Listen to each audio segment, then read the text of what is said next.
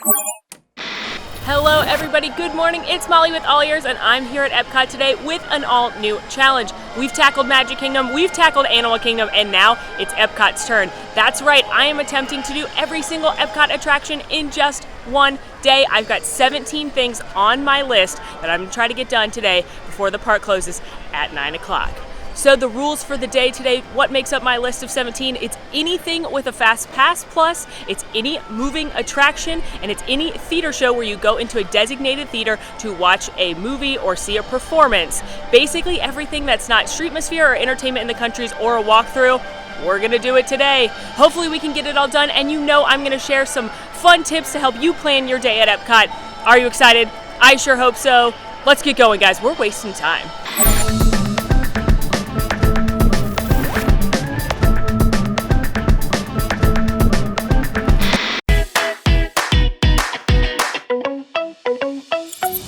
Attraction number 1, Spaceship Earth. Spaceship Earth is the attraction inside the giant golf ball. It does have FastPass Plus, but I don't recommend using one. You can usually get on the attraction first thing in the morning. It's pretty much a walk-on right now. It says 10 minutes, but it looks like it'll be pretty quick.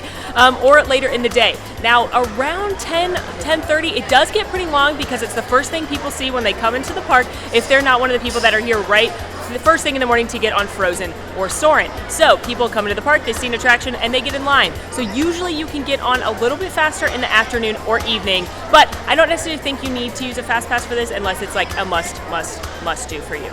Maybe use it as a secondary FastPass, but for now, we're headed to have Dame Judi Dench teach us about the history of communication. One of the reasons this attraction's queue moves pretty fast is because it's an omni-mover attraction, which is the same style of ride as Peter Pan's Flight, The Seas with Nemo and Friends, or Haunted Mansion, where the ride vehicles keep moving and you get onto a moving sidewalk and then into a moving ride vehicle. It makes it very efficient because they don't have to stop to load and unload the cars, and they really only have to stop or slow down in case they're loading a wheelchair party or someone that needs a little extra assistance. So even though this line may look really long, it usually moves pretty fast.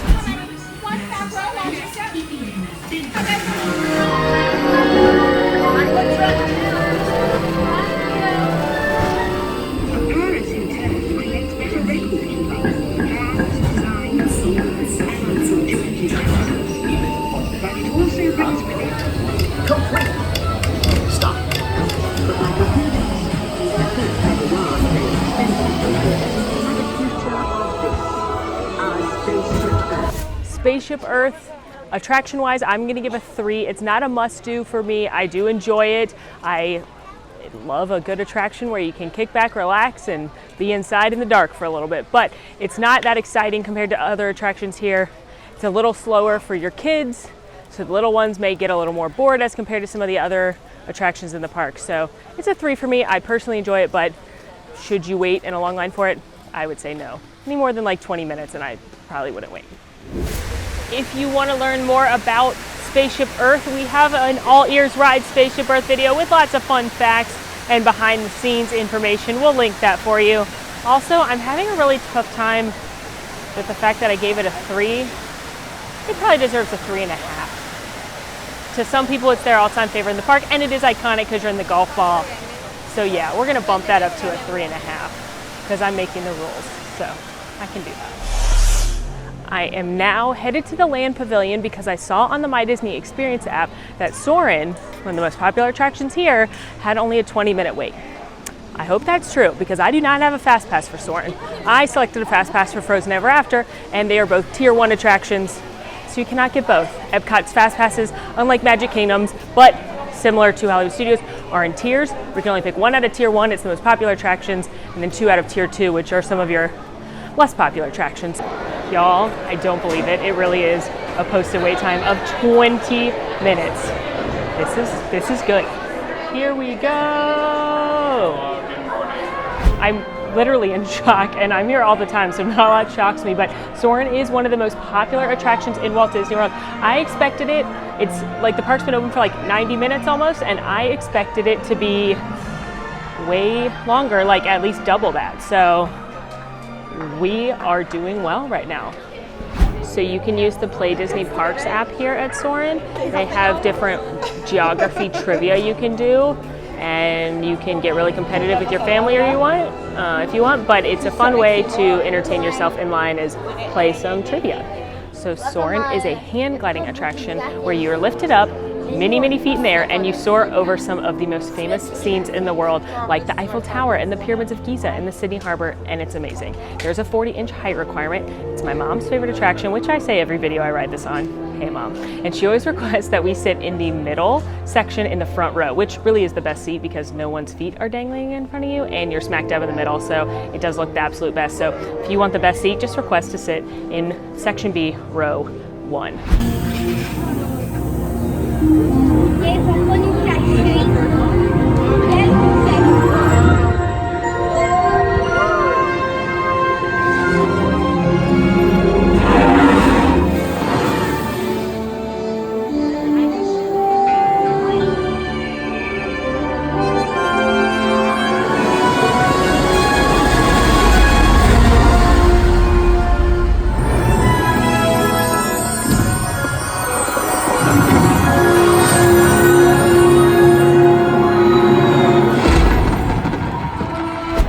Do I recommend Soarin'? Yes. Do you even have to ask? 5 out of 5. One of my all-time favorite attractions and probably the best attraction in this park, in my opinion, and lots of others, but it's definitely a top contender. It's a must-do. Everyone that's tall enough and can ride it should ride it and will absolutely enjoy it. This is one where when my whole family comes, from my small cousins to my grandparents, everybody loves this attraction. Make sure Soarin' is on your to-do list. So I am headed over to the Seas with Nemo and Friends to knock off not one, but 2 different attractions on my list. The Seas with Nemo and Friends, the actual attraction, and then Turtle Talk with Crush, which is a show that we'll get into a little bit later. I actually do have a FastPass for the Seas with Nemo and Friends. I'm gonna see how long the line is to see if I actually wanna use it or try and change it, but the reason being, I don't actually recommend using a FastPass on the Seas, but there's not a lot of great choices in Tier 2. I would use it on Mission Space, which there weren't any available for when I was planning this adventure. I may use it at Spaceship Earth if that's a must-do for you. I may use it at Living with the Land if that's a must-do for you. It does have like a 20-minute wait right now, and I will tell you why, because it's still early in the morning. Most people come into the park, they park at the front, the main entrance of the park, and they come in and they try to knock out everything in Future World before World Showcase opens at 11. Therefore, attractions that later in the day will be walk-ons, like the Seas with Nemo and Friends, like Living with the Land, like Spaceship Earth, tend to get a little bit longer lines in the mornings because people are trying to get everything done here. My recommendation would be go over to Frozen first thing in the morning. Soarin' didn't have a long line. Try and knock out a few of the bigger name attractions in the morning, and then when you come back in the afternoon or later morning, then most of these fun attractions, especially for the kiddos, will have shorter lines. You know that! I do. We went on a huge adventure together. Swim over and say good day to your old pal Bruce. Don't forget, when you're done with the Seas with Nemo and Friends, to check out the Sea Base, which is a 2-story area where your kids can run around. You can look into a giant tank. You can see manatees and dolphins and sharks and learn more about different sea life. And if you want to learn more, check out our video where we rode the Seas with Nemo and Friends and explored this area in depth. We'll link it here for you, but it's a really fun way to learn some fun facts and check out more of this adorable attraction. I am headed in now to Turtle Talk with Crush, which is an interactive show with everyone's favorite turtle, Crush. He can talk to your young dudes and dudettes, and they can talk to him and ask him questions about being a turtle. He'll ask them questions about being a human. Pro tip, ask him about other characters that are in the series, like Hank or Dory, because you never know who will show up. Hey, Crush! Wow, righteous.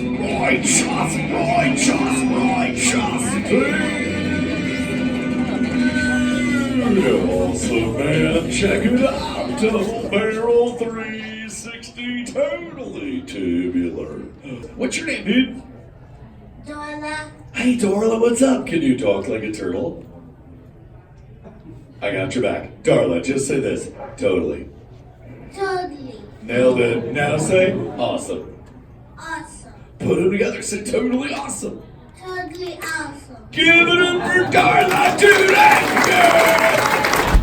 I give both the Seas with Nemo and Friends, the actual attraction, and Turtle Talk with Crush a 4 respectively. Of course, I am comparing things within the park to their counterparts, I guess, and I would say if you've got kids, you're going to want to ride the Seas with Nemo and Friends versus some of the other attractions that are in Future World. They're going to love the fish. They're gonna like talking to Crush. He's really cute, he's really funny. I laughed out loud in the show multiple times, and the show changes every time because the audience members ask different questions, and Crush plays different games with you. It's like Monsters Inc. at Magic Kingdom. So yeah, I would give it a 4 out of 5 for both parts, Turtle Talk and The Seas with Nemo and Friends. Also, keep in mind, this is a little bit harder for me to rank versus some of the other parks, because when I come to Epcot, my personal favorite thing to do is walk around World Showcase, especially during Food and Wine or Flower and Garden Festival, eat something delicious, drink something delicious. When I come to Epcot on my own, I don't ride a lot of rides, because my best part about Epcot, in my opinion, is just walking around. So unlike the other parks where I have rides that I try to ride every time I go, no matter what. So I am trying to rank them in the realm of Epcot specifically. But just know, the attraction of walking around World Showcase and eating and drinking, out of 5 would be like a 20,000 million billion infinity. I'm scooting myself across Future World right now and headed over to the Test Track Mission Space area. Mission Space doesn't look like it has that long of a line. It's less than 30 minutes, and I'm hoping that single rider is open on Test Track, because that's going to be one of the longest lines all day, and I don't have a FastPass for it. So if single rider is open, that will save me the current 85-minute wait. It's 10 minutes for green and 15 for orange, so the Mission Space gods have heard my cry, and I will be doing the green mission. But seriously, look how many warnings there are for this attraction. It really stresses me out. In fact, when they opened this attraction, there was only the orange version. There wasn't green or orange, it was just called Mission Space, but it was the same as the oranges now. And they had astronauts from NASA come, and they said this was the closest thing they've ever done to going into space, as like, you know, actually going into space. But the technology took over 5 years to develop, and it really is state of the art. It's incredible. So if you don't get motion sick, do the orange, go for it. I do get motion sick though, and I got a lot more to do today, so we're going green.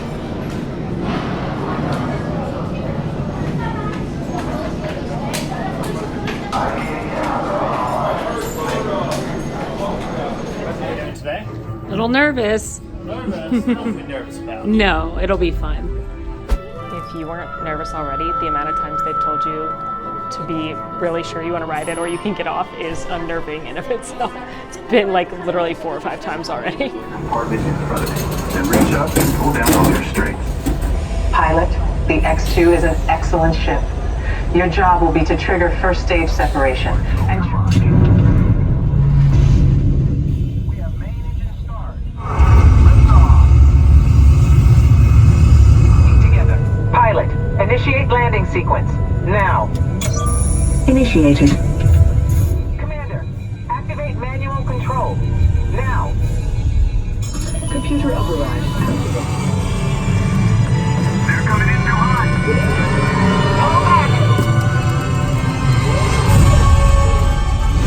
If you've got little ones who aren't tall enough to ride, or people in your family that are a little concerned about Mission Space, you can always come to the Advanced Training Lab, which is at the exit of the attraction.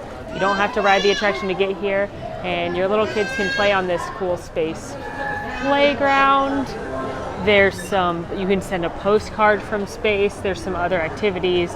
This is a good place to come if you're not up to the actual flight. Oh my goodness, I've not seen these before. This is a child's, unfortunately, because that's a large pink spacesuit. Someone buy this for your child and tag me on Instagram of them wearing it, because that's adorable. And you betcha if that was adult sizes, I'd be trying it on. I give Mission Space a 4 out of 5 for all of my griping and threatening to be sick, which I actually never have been. It's actually pretty amazing. And the green side really isn't that bad. There's only one part that made me feel a little queasy, but for the most part, if you can do other simulator attractions like Star Tours, you can handle the green side. If that's fine with you, do the orange side, because while I'm not riding it today because trying to get through a lot more attractions, it really is absolutely incredible, and it does feel like you are truly lifting off. Just, you know, don't eat beforehand. Let me point out that I'm not doing a park day in an effective manner. If you're just trying to come and have a normal day in the parks and ride a bunch of stuff and have a great day with your family, I do not suggest ping-ponging back and forth like I do in these videos, but I have the beauty of being a single person that doesn't have to push a stroller or worry about kids or other people keeping up with me. So when I do these challenge videos, I just use the My Disney Experience app to keep tabs on the line queues, and then I ping pong myself around, which again is a very poor way to actually do the parks. I got my lifeblood, aka a giant iced coffee, and I'm over at Character Spot, and the wait time is down to 30 minutes, so I'm gonna get in line. Character Spot is where you can knock off 3 of the Fab 5, Mickey, Minnie, and Goofy in one spot. It's a very popular area, it's a very popular attraction and FastPass, and it's had upwards of a 45, 50, even an hour-long line so far today. I've seen it recently over an hour at 90 minutes.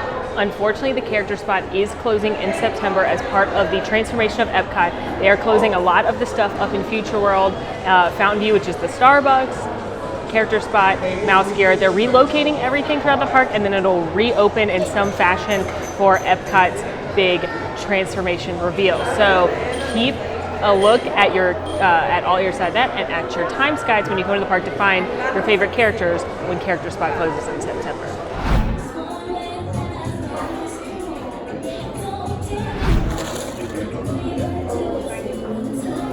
So on the plus side, the line is moving really quickly. On the con side, they told me I had to finish the drink before I could go in because you can't bring your drinks past a certain point in lines. So I just had to chug like half of that. But you know what? It's all going into my bloodstream to motivate me to finish this challenge anyway. And no coffee left behind.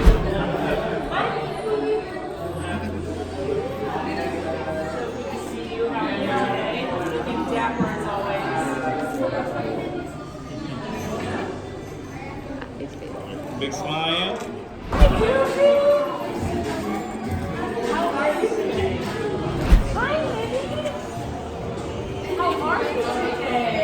Oh, thank you. You look cute today. Always. You always look so cute. I'm borrowing some of your ears. Is that okay?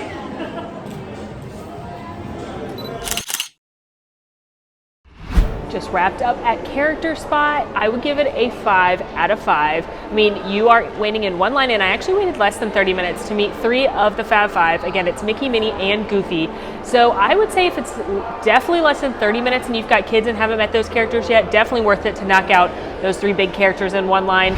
It's also the only place to meet these characters in their classic outfit, like Minnie with the red and white polka dots and Mickey with the tux, because at the other parks they've got outfits themed to where they are. So if you are like big on meeting them in those specific outfits, then you need to come here to Character Spot. Also worth noting for the purpose of this video that there is a second half to Character Spot with Baymax and Joy and Sadness from Inside Out. Baymax is from Big Hero 6.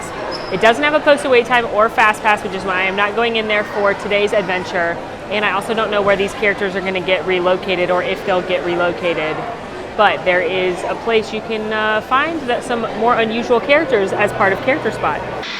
I am headed back to the Land Pavilion to jump on Living with the Land. This is another one I grabbed a FastPass for because it can kind of be unpredictable. It used to never really have a line, but now sometimes it does. And last time I checked, it was a 45-minute line, which kind of surprising.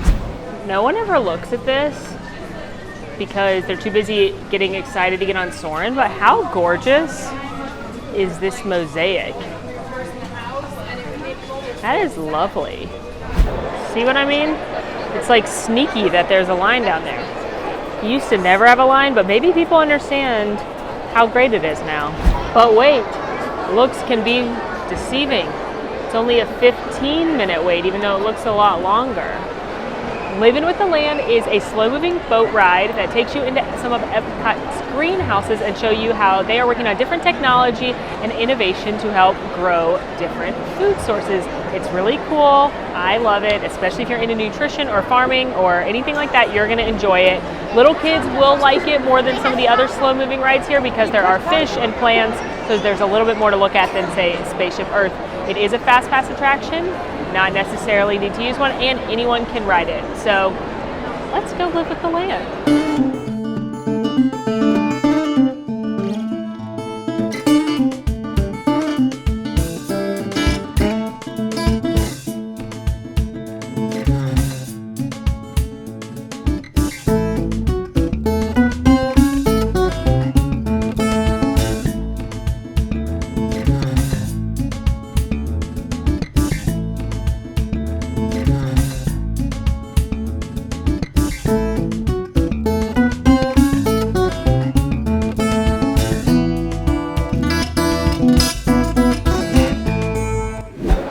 The Garden Grill is a full-service restaurant within the Land Pavilion. It's a slowly rotating circular restaurant where you actually get to look down on Living with the Land, and it's character dining. You'll have Chip and Dale, Mickey, and Pluto generally joining you, and they use a lot of the food you just saw growing on Living with the Land. This is actually one of my favorite character dinings because it's a little easier to get into than, say, Chef Mickey's. It's got some of the main characters, and the food's actually really good, and it's their family style, so if you've got little kids, it's easier than going to a buffet because they're going to bring you a lot of delicious eats. It's kind of like comfort food, so you're going to get a really good harvest salad with a bunch of fresh vegetables, and then when I've been before, it's chicken and pot roast and sausage and mac and cheese and mashed potatoes and green beans. It's really good. I'm kind of drooling right now. I give Living with the Land kind of the same thing as Spaceship Earth. I'm in a little bit of a dilemma. Personally, I love the attraction, so it's like a 3.5-ish, but I'm not going to tell you to wait in a long line for it. I don't think it's worth waiting more than like 20 minutes at most, unless this is like something you're really, really into. I think that older generations will love it. I think adults will like it. Big kids who are learning stuff about science and plants and nutrition might really like it. So yeah, it's going to sit at a 3.5, but is it a must do? No. Is it a nice attraction? Yes. Making my way over to the Imagination Pavilion now, where I'm going to try and check off 2 more items on my list. First up, I am headed to the Disney and Pixar Short Film Festival. This is located in the Magic Eye Theater at the Imagination Pavilion.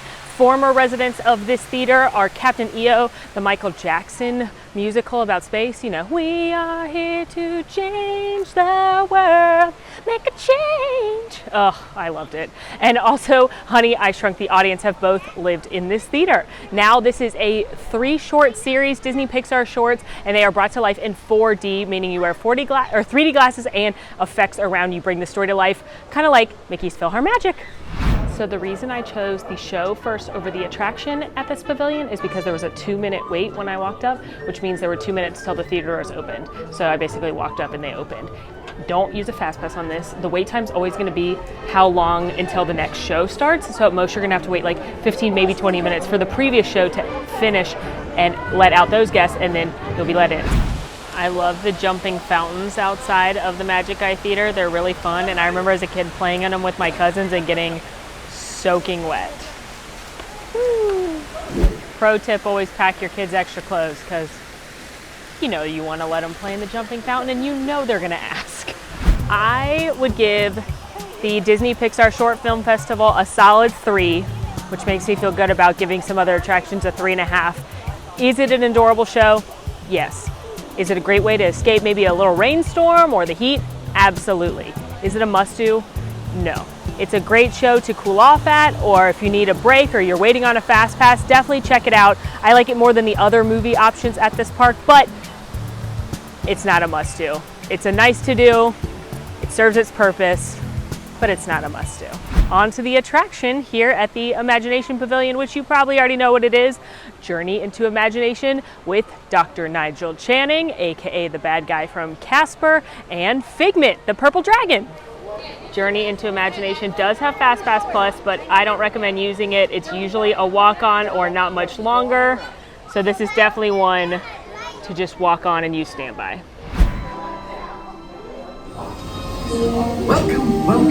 Welcome to our special drive-in open house. Is the Sound Lab. That door We'll says begin Dream by Finder, testing your hearing, which with is a nod series to of the tones. Dream Finder from the previous Left version of ear, the attraction. right here. Figment, don't! Oh, yeah, that really stinks. Of course not. The nose knows. The Dr. Nigel Channing moon is the stuff of nightmares. No! At the exit of Journey into Imagination with Figment is the Imagine Works and the What If Labs. This is a great place to bring the kiddos. There's lots of hands-on activities that your toddlers especially will love. You can also meet Ralph and Vanellope back here from Wreck-It Ralph and Wreck-It Ralph 2. I'm not meeting them today because they don't have a posted wait time or a FastPass, which were my requirements, but if you love Wreck-It Ralph like I do, this is where you can meet him. If you're a Figment person, this is where you need to come. The gift shop at the exit. There are Figment plushes, Figment shirts, Figment ears, Figment socks. You could be head to toe Figment. Figment phone cases, Figment hoodies, Figment pillow pals. Seriously, Figment everywhere. I give Journey into Imagination with Figment a 2. Sorry, that's probably gonna get me yelled at in the comments, but this is just not one of my favorite attractions. I know it has a big following, but that's mostly thanks to the previous version that had the Dream Finder in it and not the current version. I definitely don't think it's worth waiting longer than 10 minutes. Your kids will likely like it. I hate that skunk part, but kids will think that's hilarious. They may also get scared though, depending on your kid, about the loud boom towards the end. But it's a cute attraction. If you've got little ones, they may love it, but don't waste more than 10 minutes in line on it. I am now headed into World Showcase for the first time all day because there are a few Frozen sisters who I need to go see. I should probably warm up my vocals in case they ask to sing a song.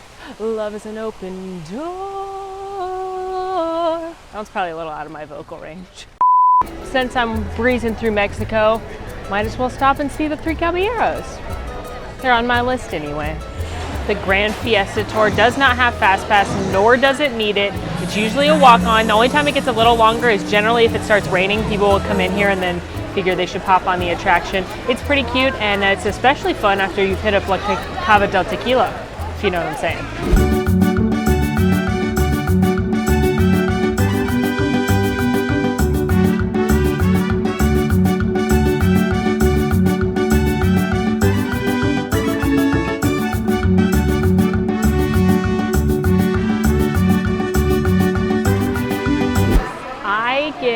Grand Fiesta Tour a 2.5 out of 5 because I have to nudge it above Journey into Imagination because it's cuter and it has Donald in it, so kids will like that. There's usually not a line.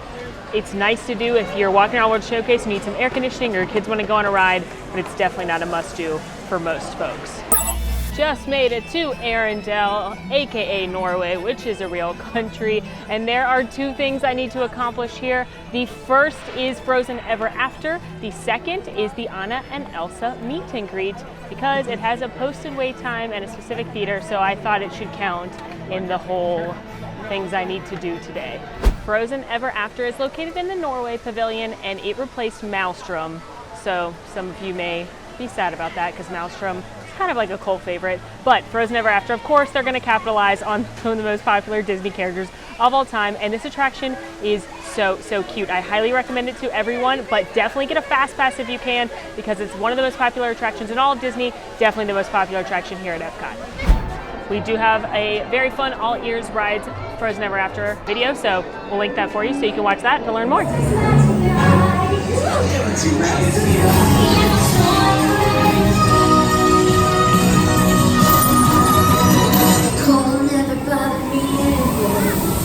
Of course, when you exit Frozen, there's a Frozen merchandise shop. This is where you want to go if your little ones love Anna and Elsa. Like, I just found these little purses. How cute are those for a little kid? Or a big kid, I won't judge you. Frozen Ever After is a strong 5 in my book. The animatronics are amazing. The story is lovely. The music is great. You know Let It Go is such a bop. And it's just a fun attraction for the whole family. If you've got someone in your family that loves Frozen, this is a no-brainer. Even if Frozen's not your favorite, it's still a great attraction, and I highly recommend everybody come ride Frozen Ever After. I'm not gonna let it go. My intention post Frozen Ever After was to jump in line for the Anna and Elsa meet and greet. It's at 30 minutes right now, which is pretty low compared to what I've seen for the day, but the American Adventure starts in like 6 minutes, and gotta knock that one off. That's a big time suck of an attraction, and it only is at set time, so you can't just kind of show up like you can for other things. So I'm now walking, because running's not allowed, really fast through World Showcase to try and get to the American Adventure in like 6 minutes, which is 1, 2, like 4 countries away if you count the Africa one. I gotta get there. Through China, now booking it through Africa. It's not really an official country, but it is space for another country, but they didn't have another one that wanted to be a part of it. So right now it's just called the African Outpost, and there is a little snack stand and some drums your kids can play with, and a little merch shop. But it's not an official pavilion. Made it to Germany, 3 minutes to go, and I just stepped into Italy, one of my personal favorite pavilions, but ended up shockingly low on the list when I ranked them all with my official ranking system. I don't know if you've seen that video. You should go watch it. I walk around the World Showcase, almost an hour-long video explaining everything to do in every pavilion, eat, drink, attractions, where the best bathrooms are, and I ranked them on a very official and scientific scale. Almost to America. I see the theater. I smell the air conditioning. That makes no sense, but I'm hot. If I just start walking up there, if I can make it. It's not roped off yet, so it feels like I can do it. Yes. Oh man. Good thing this ride is completely air conditioned and sitting down for 30 minutes after that. Whew. We did it, guys. The American Adventure is a 30-minute show, obviously in the American Adventure Pavilion, and it uses animatronics to tell the story of America. I've decided I'm gonna go sit towards the front. I did this somewhat recently at Hall of Presidents, and I was amazed at how cool the animatronics were up close, so I'm gonna try and get that same new, to me, experience here at American Adventure.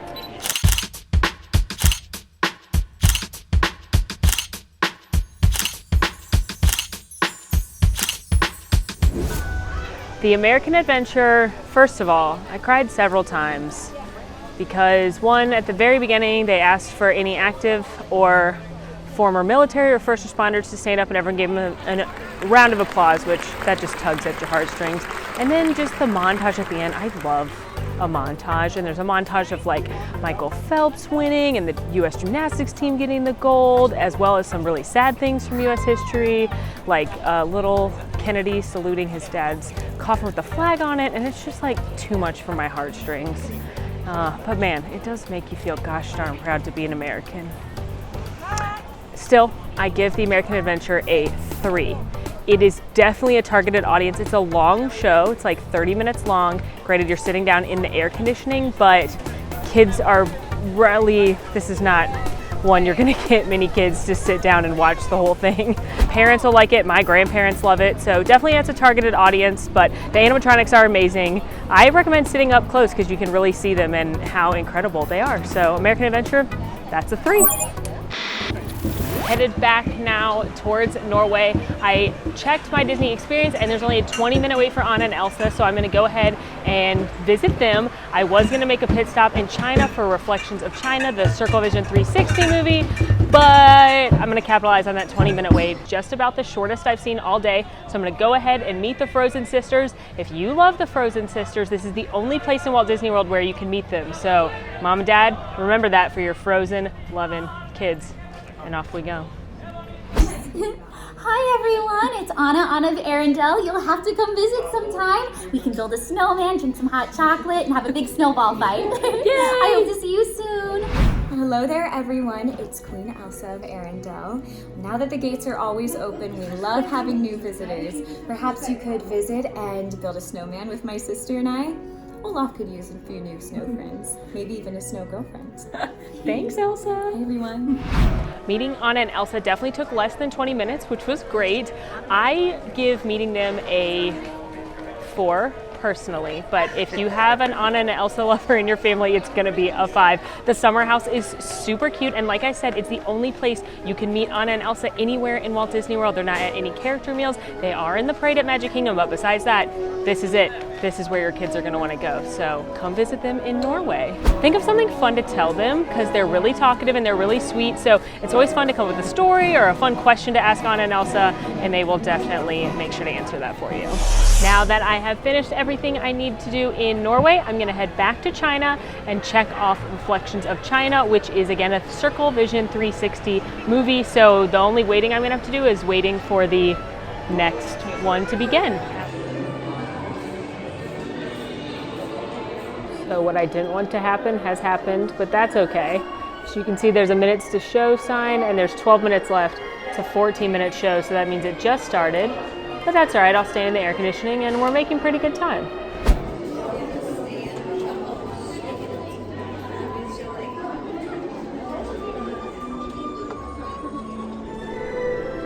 it once stretched like a... Welcome. I am Li Bai, a poet of the Tang Dynasty, and I have returned to share with you. And upon exiting, you go into this really cool outdoor market area and then into a shop in China, and it's a really, really cool merchandise shop. Hey, bud. I give Reflections of China a 1.5. I'm so sorry to China. But if you have 14 minutes to spend in the Chinese pavilion, you could do so many more exciting, more fun things than see Reflections of China. Spend 14 minutes in the gift shop because it's one of the best stores in World Showcase. It's awesome. Watch the amazing acrobats, meet Mulan, grab some pod stickers. There are better things to do in China. Ooh, or check out the Shanghai exhibit, Shanghai Disney that is. There are just cooler things to do. The show is very dated. I feel weird that it's like an old Chinese guy explaining things to you. It's like a touch. It's just not great. Now I am headed back to Future World. I have one attraction left there. Have you been paying attention? Do you know what it is? I'm also getting pretty hungry, so I put an Instagram poll question box thing up on our Instagram at AllEars.net and asked for people's help to help me decide where to eat because there's too much delicious stuff here at Epcot. But also follow us on Instagram because you can help me decide my day and do this kind of fun stuff in real time because I'm also sharing this adventure on our Instagram stories.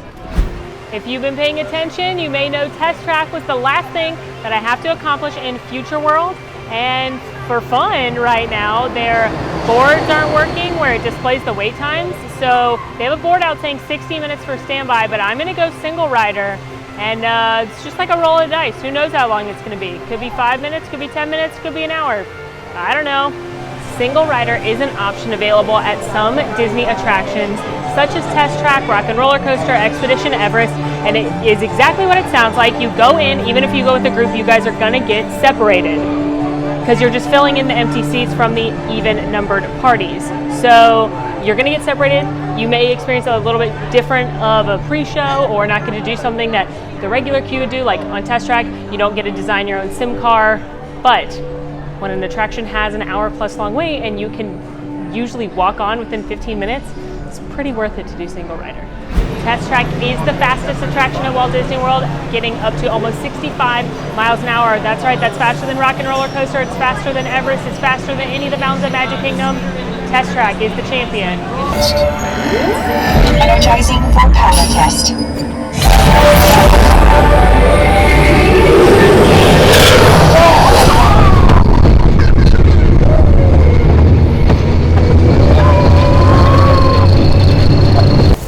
Of Test Track, you can actually hook your sim car up and do races with it on this virtual screen.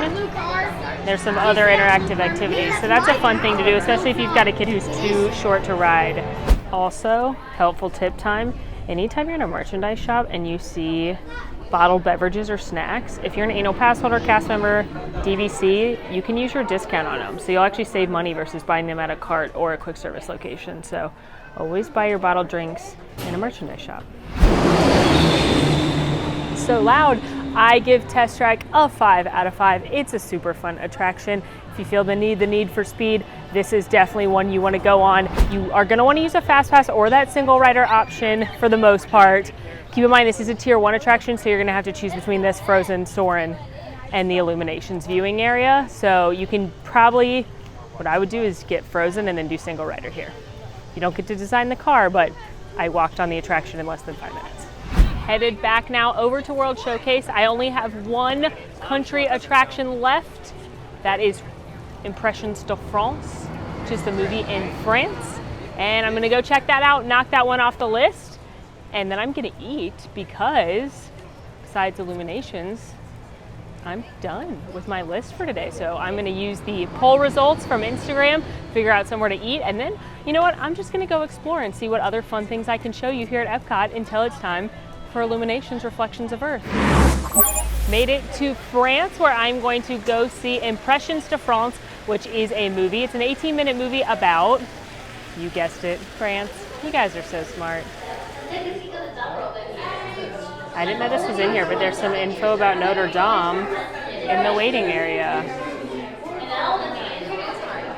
This is cool. If you're into Notre Dame, come in here and learn a little bit more about the famous cathedral. This is so neat.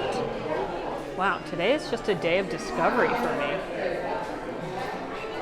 I like the vibe in here because it's like an old-timey French theater. The big lights, the dark curtain. Truth be told, I could take a nap. Among gentle spirits of the air, my France awakens with the early dawn. The true heart of my country grows from the toil of her people.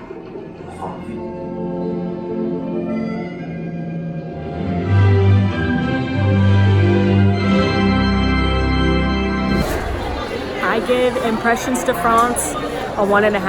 I feel the exact same way as I did in China. It's a beautiful movie. It's got really great music. Some of it's Beauty and the Beast, but it's done by French composers. But there are so many things you can do in France that you are better to spend 18 minutes on. Get something delicious to eat, meet Belle, meet Aurora, go shopping, get an ice cream cone. There's a lot to do in France that is very fun and very delicious. And unless you really need to sit down and get some air conditioning, I don't necessarily recommend Impressions to France. Speaking of eating and drinking something tasty, people have spoken. A lot of people requested I go eat at Les Halles. I can't say it, but it's the bakery here in the back of France, which is my favorite quick service in all of Epcot. And I always talk about it, and I rarely eat there, so we're gonna go there right now. The only problem is deciding what you want, because it is all delicious. There are so many goodies here, and literally you cannot go wrong. You cannot come to France without getting desserts. Just look at these beauties. All freshly made. Oh yeah.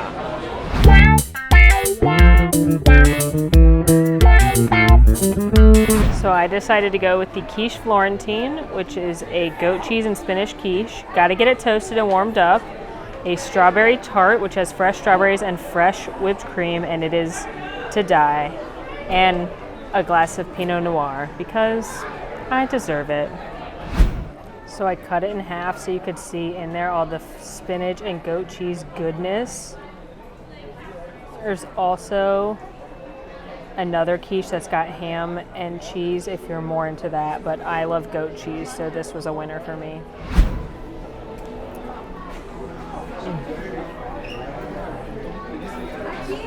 France. Wow. It's so creamy because of the goat cheese. It doesn't taste strongly of goat cheese, so if you don't like goat cheese, it's not like gonna punch you in the face. It just adds a nice creamy texture. And then there's lots of spinach in there, which makes me lie to myself and say this is healthy.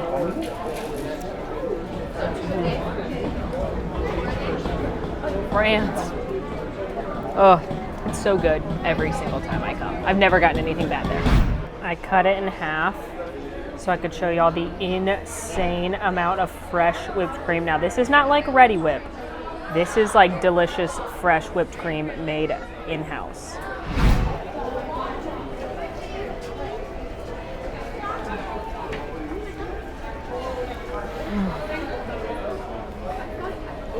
It is so simple, but it is so good.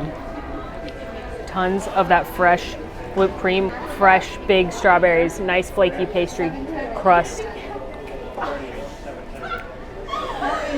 That is a winner. It's not sickly sugary sweet. It's obviously sweet, but you can tell that it's real ingredients, not a bunch of processed sugar. I eat a lot doing this show. It's really hard, but somebody has to do it, and this is always fabulous.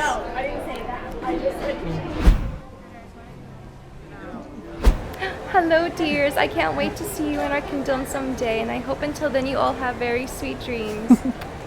Bye! Well, that was a fun little bonus. She had one family in front of me, so like, what am I gonna do, not say hello to Aurora? That would be rude. So of course, oh Canada, oh no, it's closed right now for refurbishment. That is the Circle Vision 360 show in Canada, of course. It was hosted by Martin Short, similar to the video in China, but way better and way funnier. It's under refurbishment right now. That we don't know if Martin Short is coming back. I sure hope so because he's hysterical, but that's why O Canada wasn't on the list today. At this point, I am waiting for IllumiNations Reflections of Earth, which is Epcot's nighttime spectacular, and they do have FastPass Plus viewing, which I was able to snag, which is why it's on my list. Plus, it's spectacular. It's a wonderful show. It's been around for almost 20 years, and it is blasting off its last firework on September 30th of this year. People are really, really sad because they absolutely adore this show. There's tons of special merchandise just for the Farewell of IllumiNations. There's ears and cups and t-shirts. But on October 1st, the next day, Epcot Forever, an all-new show inspired by the most loved attractions throughout time at Epcot, will debut here. And you know what? I love IllumiNations. I think the soundtrack is amazing. Don't get mad, but I think the globe part is really boring. But I love the fireworks. I love when they light up all the pavilions. I love the soundtrack. But I'm excited to see something new. And hey, who knows? Epcot Forever may just be the best thing we've ever seen. Well, I just stumbled across the most delightful thing. There is a new live band in the Canada Pavilion. Taking care of business, everyone. Taking care of business. It's all mine. Wherever you are, I believe that's my kind of. Wow, that was a treat. In just 15 minutes, we invite you to enjoy IllumiNations.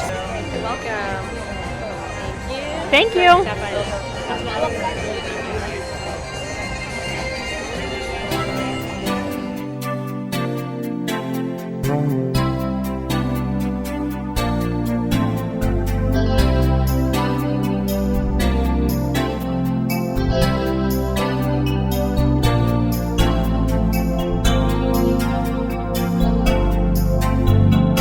IllumiNations Reflections of Earth definitely gets a 5 in my book. It's absolutely beautiful. I love the score. I love the fireworks. The song is beautiful.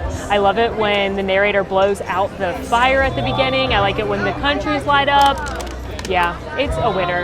You should definitely see it if you are at Epcot, and see it soon because again, it goes away on September 30th. You guys, I'm leaving the park after IllumiNations. And I feel really bad. I gave Spaceship Earth and Living with the Land a 3.5. I personally love those attractions. And I think a lot of you do too. There's a lot of nostalgia tied to both of them. So you know what? They get 4s. Congratulations to them both. Figment stays at a 2 though. I can't budge on that one. Well friends, we did it. We did all 17 attractions, shows, character meet and greets that we set out to do. Plus we got some bonuses in. We saw some of the Streetmosphere and World Showcase, met a few extra characters. It was a delightful day here at Epcot. I even got to eat in France, which, like I said, is my favorite quick service in the park. Hopefully you had fun. What are your favorite things in Epcot? Mine will forever be, gosh, this is so hard. I love Test Trek, I love Frozen Ever After, I love Soarin', and I love the seas. Those are probably my favorite things here. What are yours? Definitely let me know in the comments. In the meantime, friends, make sure to rate, review, subscribe to our channel, follow us on Instagram at AllEars.net, and until next time, y'all, I'm Molly, and it has been so magical. Want to see more of my videos? Click over here. Want to subscribe? You can do that right here. And also, ring that notification bell to make sure you get instantly notified anytime we post a new video. Thanks for following. See you real soon.